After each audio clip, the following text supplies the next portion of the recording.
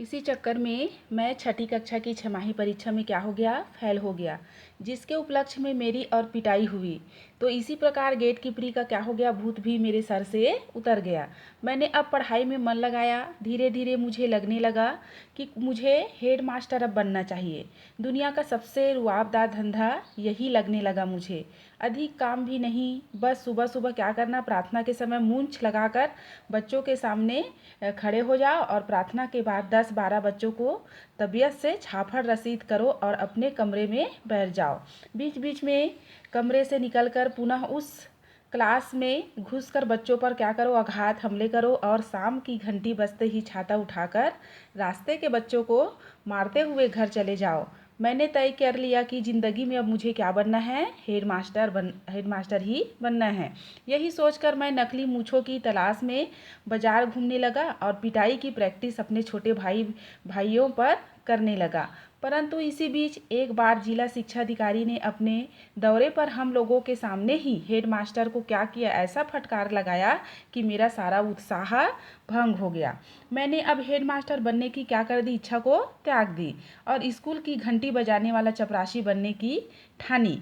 मैंने सोचा कि अब मैं बेकार ही भटकता रहा। अरे ज़िंदगी तो इसकी है, जब चाहा घंटी बजाकर स्कूल की छुट्टी करा दी और बाकी टाइम बैठकर बीड़ी या सिगरेट पीते रहे। मुझे लगता कि इसे धंधे में ही बीड़ी पीने से कोई नहीं रोकेगा, वरना तो एक बार मैं छिपकर पिताजी का सिगरेट भी पी रहा था तो उन्होंने पकड़ लिया था और मारपीट पर उतर आए थे। तब मेरी समझ में नहीं आया था कि जो चीज़ पिताजी ने मुझे इतने शौक से पीते थे उसे हमें मना क्यों करते थे।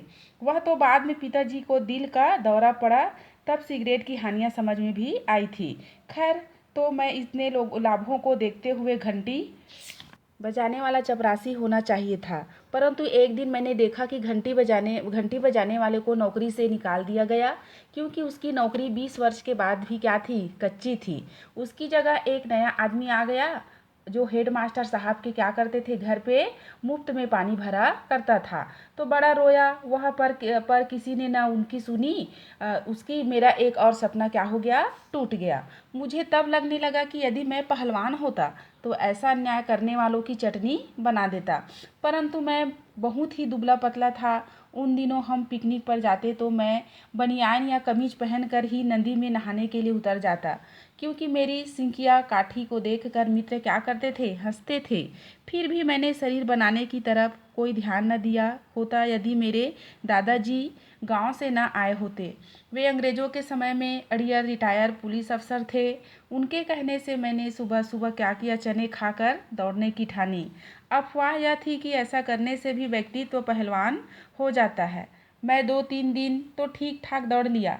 तीसरे दिन एक मरियल सा परंतु फुर्तीला कुत्ता मेरे पीछे दौड़ने लगा। उसने मुझसे प्रेरणा ली या उससे दादाजी भी पुलिस में जासूसी कुत्ता रहते थे, कह नहीं सकता। मैं कुत्ते से बचने के लिए उस दिन बहुत दौड़ा और शायद और दौड़ता रहता यदि सड़क से सटा हुआ वह गड्ढा ना होता। कुत्ता कुछ मजाकिया भी था। वह गड्ढे के किनारे तक आकर मुंह बनाकर भौं भौं करके हंसता रहा और वापस चला गया। मैं राणा सांगा की तरह यहाँ वहाँ से घायल हो गया। लंगड़ाते हुए घर लौटने में मैंने तय किया कि पहलवानी में शरीर की तोड़ फोड़ के कई अवसर रहते हैं। मैं तोड़ फोड़ के खिलाफ था। मैंने पहलवान बनने का क्या कर दिया, इरादा त्याग दिया। इसी बीच गांव में मेला लगा और उसमें एक जादूगर के खेल के बड़े चर्चे होने लगे। मैंने पहलवानी की याद में घावों पर मलहम का लेप लगाया और जादूगर का खेल भी क्या कर दिया, देखने तंबू में घुस गया। वाह क्या खेल था। मैंने तड़ाक से तय कर लिया कि मुझे अब क्या करना है, जीवन में क्या बनना है, जादूगर ही बनना है।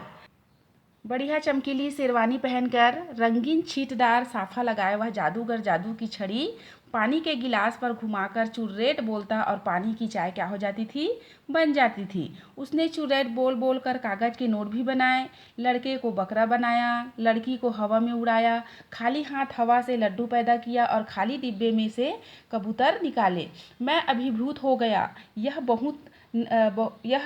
हुई ना बात। मैं उस दिन चुड़ैल बोलता हुआ घर वापस आया और स्कूल में हेड मास्टर साहब का कमरा खाली पाकर मैंने उनकी मेज से चमकीली काली छड़ी उठा ली, जिसकी मार द्वारा के बिना चुड़ैल बोले ही हम लोगों को मुर्गा बनाया करते थे। मैं छड़ी लेकर सुबह सुबह जादूगर के तंबू पर जा पहुंचा। सोचा था कि उनसे प्रार्थना करूंगा कि मुझे भी जादू सिखा दे। जादू सिखाकर मैं हेड मास्टर साहब को क्या बना देता, बकरा बना देता। मैंने तंबू में झांक कर देखा, जादूगर अपने लड़के को डांट रहा था कि पैसे की इस कदर तंगी है और तू लड्डू खरीद कर पैसे फूंक आया।